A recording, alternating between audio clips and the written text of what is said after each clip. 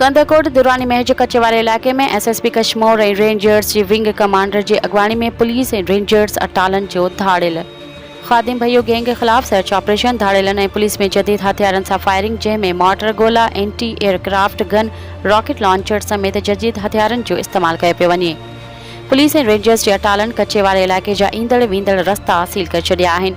SSP रोहल खान कोसो media सां ॻाल्हाईंदे चयो त रेंजर्स ऐं पुलिस जे ॾोहारियुनि ख़िलाफ़ गॾियल कार्रवाई जा नतीजा बहितर मिलंदा। ॾोहारियुनि ख़िलाफ़ ऑपरेशन में एपीसी चैनूं, बख्तरबंद गाॾियुनि समेत जदीद हथियारनि सां ऑपरेशन जारी आहे।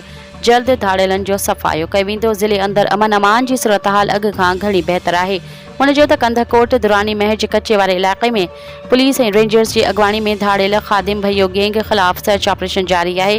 कंदकोट ऑपरेशन में 400 पुलिस जा जवान, 400 रेंजर्स जा जवान, 10 एपीसी चैन मशीनुनि जी मदद सां ॾोहारियुनि ख़िलाफ़ ऑपरेशन जारी आहे।